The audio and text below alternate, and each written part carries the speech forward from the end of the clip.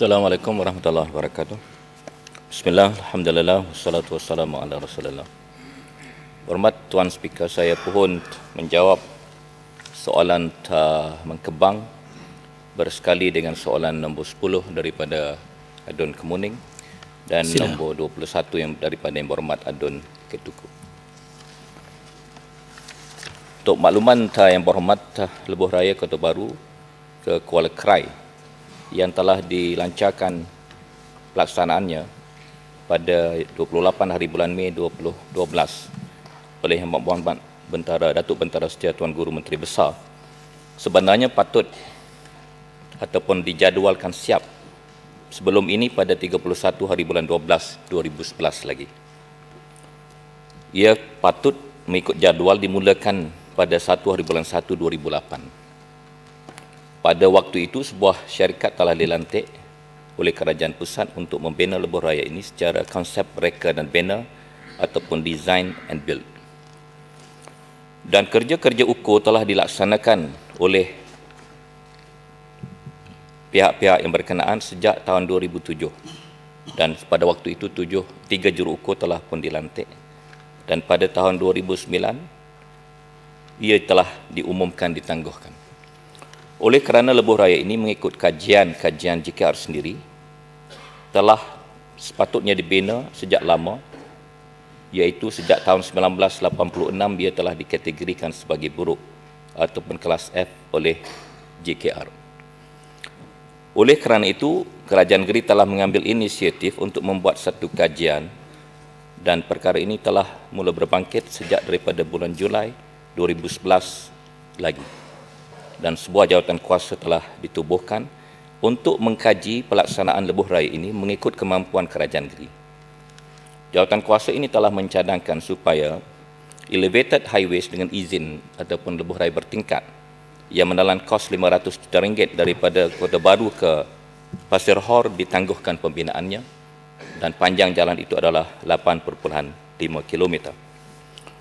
Bagi baki seterusnya, sepanjang hampir 68 km, Lebuh Raya ini dibahagikan pada 2 fasa, iaitu fasa yang pertama daripada Machang ke Kuala Krai sepanjang 43 km dan fasa yang kedua daripada Machang sampai ke Pasir Hor. Pelaksanaan akan berlangsung pada tahap ini bagi fasa yang pertama. Alhamdulillah, kerja-kerja ukur telah siap pada hari semalam sepanjang 35 km dan insya-Allah boleh disiapkan sepenuhnya sehingga akhir bulan depan bagi keseluruhan jajaran ini. Dan oleh kerana Lebuh Raya ini adalah dikira sebagai Lebuh Raya Negeri ataupun state road ataupun state highways, design and build, design reka bentuk jalan, jambatan, kerja ukur, kelulusan EIA dan lain-lain terpaksa dimulakan semula oleh Kerajaan Negeri dan kita tidak menerima ataupun mengambil design daripada JKR sebelum ini. Namun begitu, hampir keseluruhan jajaran adalah tidak berubah kecuali beberapa tempat yang terpaksa disesuaikan seperti di Bukit Merbau yang dulunya jarak daripada tapak cadangan stadium adalah sejauh 3 km telah dicadangkan diubah suai. Begitu juga cadangan penyuraian trafik. Cadangan terbaru bagi penyuraian trafik ialah kita melaksanakan beberapa jajaran di sekitar kawasan Nirampuri, Mulong dan Tunjong supaya kawasan-kawasan ini akan mempunyai infrastruktur yang lebih baik dan pada masa yang sama boleh menyuraikan trafik dan memajukan kawasan-kawasan ini sebagai kawasan residensial dan komersial pada satu masa nanti. Sepanjang jajaran Lebuh Raya ini terdapat tanah-tanah milik kerajaan, baik sebagai laluan Lebuh Raya, iaitu bagi kawasan-kawasan tanah kerajaan dan hutan simpan, maupun untuk dibangunkan bagi kawasan residensial dan komersial, termasuk bagi tujuan-tujuan land swapping dengan izin ataupun pertukaran tanah, di mana tanah-tanah ini akan dijadikan subdivision ataupun belah bahagi dan kemudiannya ditawarkan kepada pemilik-pemilik tanah yang terlibat dengan pengambilan Lebuh Raya ini supaya kos pengambilan tanah menjadi lebih rendah.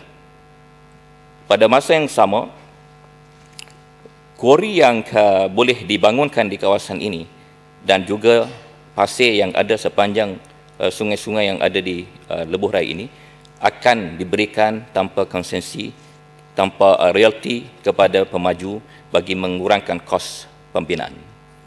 Pada masa yang sama, Kerajaan Negeri telah pun mengatur susunan pembiayaan bagi fasa yang pertama, iaitu di mana kontraktor yang telah dipilih melalui SPV Kerajaan Negeri iaitu Baldah Tayyibah Prasarana Negeri Kelantan untuk melaksanakan pembinaan Lebuh Raya ini dengan bayaran tertangguh dengan beberapa unjuran pendapatan daripada Kerajaan Negeri seperti hasil daripada PMBK sawit yang selama ini disumbangkan kepada Kerajaan Negeri, dicadangkan, disumbangkan kepada pembinaan Lebuh Raya ini. Kos pembinaan bagi fasa yang pertama adalah dianggarkan sebanyak 800 juta ringgit. Dan bagi fasa yang pertama ini ada sekurang-kurangnya 3 pakej.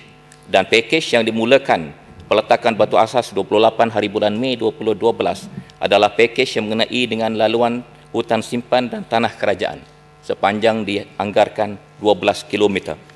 Dan ini dilakukan bagi mempercepatkan proses pembinaan Lebuh Raya ini kerana tanah-tanah kerajaan ini adalah tidak memerlukan proses pengambilan balik tanah seperti yang sepatutnya berlaku di kawasan-kawasan yang lain. Pada masa yang sama, suka saya nyatakan sebenarnya negeri Kelantan mempunyai hasil mahsul yang banyak yang telah dikurniakan oleh Allah, yang telah dapat dibuka tirainya dari masa ke semasa. Alhamdulillah dengan adanya pelabuhan Tuk Bali yang mula beroperasi, di mana pada waktu ini 40,000 tan biji besi dieksport melalui pelabuhan ini setiap minggu. Dan ini telah berjaya mengurangkan kos bagi pengeksportan biji besi ini, di mana sebelum ini kos setiap tan jika dieksport melalui pelabuhan Kuantan ataupun Kemaman adalah RM45 satu tan, dan kos itu telah berjaya dikurangkan kepada RM25 satu tan. Jawatan kuasa kami mencadangkan supaya dikenakan bayaran royalti tambahan RM10 minimum kepada tiap-tiap tan besi yang dieksport daripada negeri Kelantan. Pada waktu ini dianggarkan ada 1 juta tan pengeluaran biji besi di negeri Kelantan setiap tahun dan dijangka meningkat kepada 5 tan dalam tempoh yang terdekat. Hasil daripada tambahan royalti besi ini sahaja insya-Allah cukup bagi menampung pembiayaan RM800 juta dalam tempoh 25 tahun. Pada masa yang sama,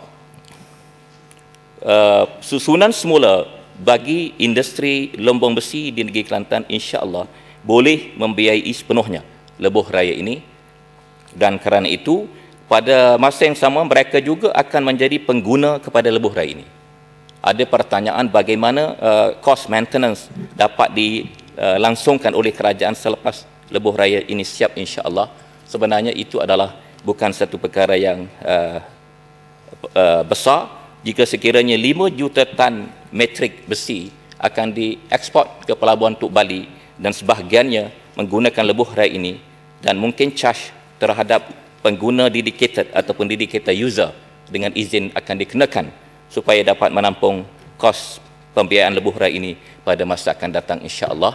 Tetapi yang lebih penting adalah Lebuh Raya ini adalah satu simbol bagaimana kita memecahkan benteng dan kongkongan ataupun diskriminasi dan marginalization dengan izin yang dikenakan oleh pihak-pihak tertentu ke atas rakyat negeri Kelantan selama ini.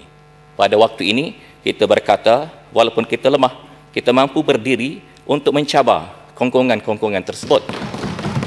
Dan ini adalah pada pendapat saya yang paling penting daripada konsep pelaksanaan Lebuh Raya ini. Dan kerana itu Kerajaan Negeri melalui inspirasi dan idea yang berhormat Datuk Bentara Setia Tuan Guru Menteri Besar telah menggunakan konsep wakaf sebagai konsep tambahan, ya, untuk makluman adun-adun Barisan Nasional. Wakaf dan sedekah dan derma yang diterima oleh Kerajaan Negeri adalah konsep tambahan daripada pembiayaan yang diatur sehingga pihak kontraktor sanggup menerima apa yang kita atur kerana kita ada pembiayaan tersebut. Dan wakaf ini adalah tambahan ataupun additional. Dan alhamdulillah setakat pelancaran walaupun belum digembar-gemburkan sepenuhnya. Setakat semalam, sumbangan online yang telah diterima oleh kerajaan negeri adalah sebanyak RM430,000. Sekian, terima kasih. Sila Mengkebang. Terima kasih kepada Yang Berhormat. Terima kasih kepada Yang Berhormat mewakili kerajaan, dan saya bagi mewakili warga Kuala Krai mengucapkan tahniah dan banyak-banyak terima kasih atas usaha yang telah pun dibuat oleh kerajaan dalam usaha untuk membina lebuh raya rakyat Kuala Krai Kota Baru, dan insya-Allah dalam masa yang ditetapkan oleh kerajaan ini, insya-Allah kita berharap supaya usaha ini akan dapat tercapai dan semua pihak akan dapat menikmati kemudahan yang dibuat oleh ataupun inisiatif kerajaan negeri ini. Mohon Datuk Speaker, cuba bayangkan keperluan lebuh raya ini kalau semalam saja, bukan saja musim perayaan ataupun musim sekolah cuti. Selepas saya menghadiri mesyuarat di Kota Baru, saya balik daripada Kota Baru ke Kuala Krai. Saya mengambil masa hampir 2 jam untuk sampai ke rumah saya di Kuala Krai. Cuba bayangkan kalaulah musim perayaan ataupun musim cuti sekolah, sudah pasti masa yang lebih lama lagi akan perlu digunakan untuk penduduk ataupun warga Kuala Krai dan sekitarnya untuk sampai ke destinasi yang dituju. Soalan tambahan saya ialah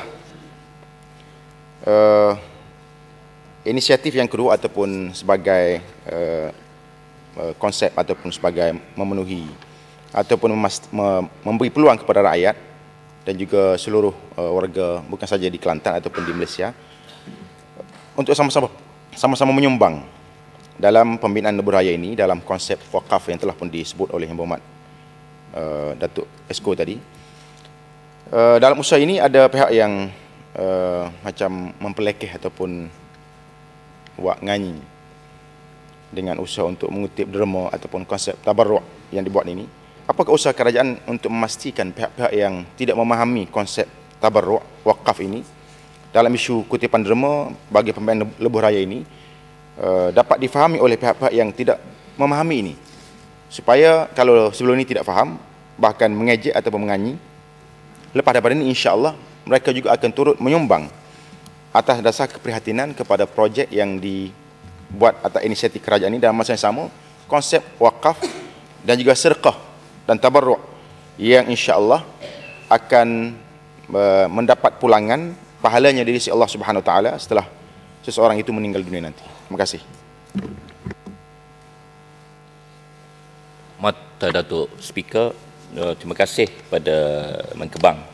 Sebenarnya orang Kuala Krai adalah yang lebih sukakan lebuh raya ini. Saya duduk Kota Baru, jarang-jarang ke Kuala Krai, saya tak rasa apa-apa terhadap kesesakan. Tetapi Muhammad Esko kita daripada Bukit Panau beritahu saya pada musim perayaan 6 jam daripada Machang ke Tanah Merah. Traffic jam adalah selama 6 jam. Dan kita biasa dengar perjalanan ke Kuala Lumpur pada musim perayaan pada waktu peak adalah 16 jam. Dan bayangkan anak-anak kecil dan ibu bapa yang menunggu pula di rumah, risau dan lain-lain. Dan sumbangan ini pada industri dan perkembangan ekonomi dan susun atur kependudukan pada masa akan datang tidak dapat dinafikan lagi. Tentang konsep wakaf, satu-satunya cara untuk membolehkan pihak-pihak yang belum sedar, macam pengikut Nabi Nuh, mereka sedar tentang kebaikan kapal Nabi Nuh tu bila satu orang buta jatuh dalam kapal tu dan dia celik kerana terkena najis yang dibuang oleh sahabat-sahabat dia kerana nak memperlekehkan usaha Nabi Nuh membina kapal. Jadi memperlekehkan ini bukan baru. Sejak zaman Nabi Nuh, bapa kita yang kedua, kita lihat masyarakat yang belum sedar memperlekehkan usaha-usaha yang baik. Kapal adalah teknologi canggih pada waktu itu yang boleh menyelamatkan umat Nabi Nuh daripada karam, daripada banjir. Tetapi pada masa ia dibina, masyarakat belum tahu apa keperluan dan kebaikan kapal tersebut dan mereka mempelekehkan dan mereka rasa mustahil Nabi Nuh yang duduk di kampung biasa boleh membina sebuah kapal yang canggih dan boleh mengetahui teknologi pembinaan kapal. Ini adalah masalah cultural gap ataupun gap minda, di mana pada waktu itu setengah penduduk menganggap ia adalah mustahil. Tetapi bagi Nabi Nuh dan pengikutnya, ia adalah bukan satu perkara yang terlalu besar dan hebat sehingga ia tidak dapat dilaksanakan oleh manusia. Sama juga dengan kita, kalau lebuh raya ini siap, orang yang mempelekehkan kita itu, bila dia lalu tol ni tol free, dia akan kata jalan raya ini tanpa tol, dia akan kata ini adalah jalan yang baik. Dan masa itu insya-Allah semua akan sokong Tok Guru Nik Aziz dan juga kerajaan kita. Pada waktu ini kita kena bertekad, kita kena bulat, kita kena kuat azam kita dan kita kena bersungguh-sungguh.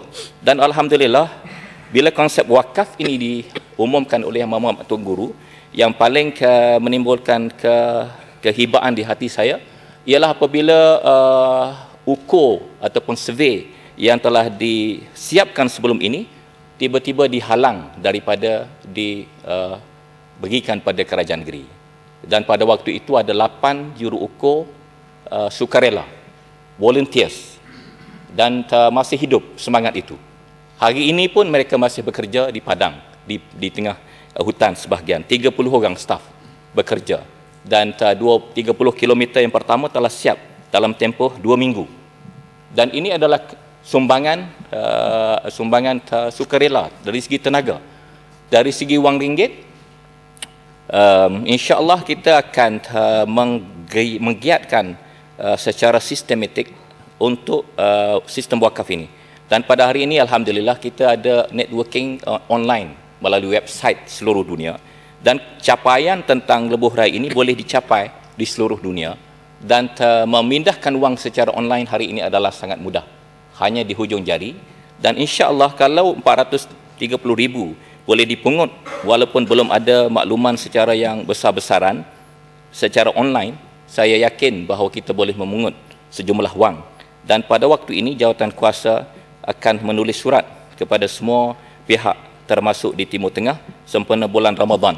Bulan Ramadan lazimnya adalah bulan mereka menghulurkan derma dan wakaf, dan insya-Allah umat Islam ada daripada beberapa kategori, bukan saja orang miskin tetapi yang bilioner. Kalau kita baca 500 pemimpin berpengaruh Timur Tengah, kita akan terkejut dengan kekayaan mereka. Seperti Sulaiman Ar-Rajihi, kekayaan beliau adalah hampir triliun ringgit, dan beliau dalam YouTube kita boleh lihat telah mengumumkan dia nak mati sebagai seorang miskin, dan dia menulis wasiat tentang wakaf terhadap harta-harta beliau yang begitu banyak. Jadi kita mempunyai ummah dan masyarakat daripada kategori miskin dan fukara yang menghantarkan doa untuk lebuh raya ini sampai kepada orang-orang kaya di seluruh dunia. Dan insya-Allah salah seorang daripada mereka terbuka hati, kita akan mendapat sumbangan yang sewajarnya bagi lebuh raya ini. Dan ia adalah bukan satu perkara kecil, kerana dalam sejarah ekonomi dunia Islam, wakaf adalah mempunyai kategori kedudukan ekonomi yang ketiga dari sumbangan kepada masyarakat. Pada masa Khalifah Uthmaniyah, bukan sahaja universiti-universiti termasuk Universiti Al-Azhar dibina dengan wakaf, tetapi juga hospital-hospital, dan bukan saja hospital biasa. Dalam rekod pernah hospital sakit jiwa dibina dengan duit wakaf. Dan pada musim salji, binatang-binatang di hutan di Turki mendapat makanan daripada wang wakaf orang ramai. Bermakna sejarah wakaf pada masyarakat Islam telah berkembang begitu maju. Ia menjadi lumpuh apabila penjajahan berlaku. Termasuk Universiti Al-Azhar, harta-harta wakaf dia telah dimilik negarakan oleh kerajaan Mesir yang telah merdeka. Sebelum ini adalah 100% merdeka, diuruskan oleh satu jawatan kuasa Universiti Al-Azhar, tetapi telah dimilik negarakan. Dan sejak itu kementerian-kementerian Awqaf telah diwujudkan di negara-negara Timur Tengah. Padahal dalam sistem Islam, Awqaf ataupun wakaf bukan milik negara, tetapi ia adalah milik ekonomi ummah seluruhnya. Terima kasih. Sila Tawang. Yang Berhormat Tuan Speaker, terima kasih. Yang pertama sekali, saya bagi pihak rakyat Tawau lah ucap tahniah dan syabas kepada kerajaan kerana kerajaan kita walaupun sebagai seorang ibu tapi ambil tanggungjawab sebagai bapa. Ya, kerajaan pusat ni bapa, tapi kerana pok ni kena tak si jaga anak, bukan kena pula harta, maka kita sebagai ibu ni jadi pok untuk jaga masalah anak-anak. Yang kedua, soalan saya, bilakah mula kerja sebenar akan dilaksanakan? Kerana seluruh rakyat Kelantan dan seluruh rakyat di Malaysia ni nak tengok kerja mula dilaksanakan. Yang tiga, apakah kerajaan tidak bercadang untuk memberi penjelasan, memberi galakan kepada kaki tangan awam di negeri Kelantan, ya, bermula daripada Menteri Besar, Esko, wakil-wakil rakyat, kaki tangan awam, kerajaan berkanun supaya membuat potongan terus walaupun RM1 sebulan, ya, tetapi secara tetap, kerana Nabi SAW menyebut di antara amalan yang dikasihi oleh Allah SWT ialah amalan yang berterusan walaupun sedikit. Terima kasih. Assalamualaikum. Yang berhormat Datuk Speaker dan Tawang, saya ucap terima kasih kerana yang berhormat dan rakyat yang berhormat yang menyokong lebuh raya ini. Mengenai dengan ada 2-3 perkara tadi, pertama ialah kerajaan pusat, kemudian potongan oleh pegawai dan kaki tangan awam, dan yang ketiga tarikh mulakan. Kerajaan pusat masih ada peluang, ya. Saya tidak melihat lebuh raya Kota Baru Kuala Krai sebagai satu pertembungan dan pertarungan, ya. Kita buat ni bukan kerana kita kuat, tapi kita buat kerana rakyat perlukan lebuh raya ini, ya. Dan saya sendiri telefon Menteri Kerja Raya Yang Berhormat Saudara Datuk Syaziman, teman saya semasa parlimen. Saya bercakap sendiri secara lisan dengan dia dan maklumkan bahawa kerajaan negeri terpaksa melaksanakan lebuh raya ini dan memohon semua kerjasama yang boleh diberikan oleh kerajaan di bawah kementerian beliau. Dan melalui wang royalti, kerajaan pusat masih ada peluang, ya. Bukan kerana kita tak ada duit, tapi kita nak kongsi kebaikan ini, ya. Dan saya baca kenyataan Datuk Mustafa, saya dengar kenyataan beliau 1-2 hari lepas dalam TV1, dalam internet pun ada dilaporkan. Kerajaan pusat akan umumkan sesuatu dalam tempoh 2 minggu tentang royalti petroleum.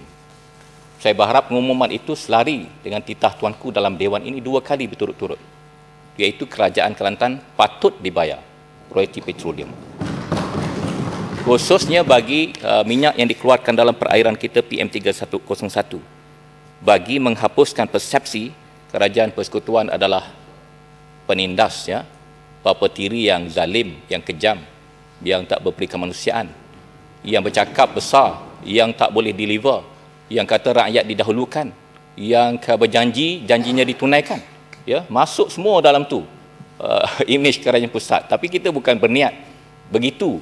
Mereka lah yang telah menciptakan imej tersebut. Jadi peluang kerajaan pusat masih ada, tetapi pada masa yang sama jangan pula kita diganggu, ya. Yang berhormat, pertanyaan tadi bila dia start? Patutnya bila pelancaran itu berlaku, satu survey dimasukkan dalam mesyuarat Esko.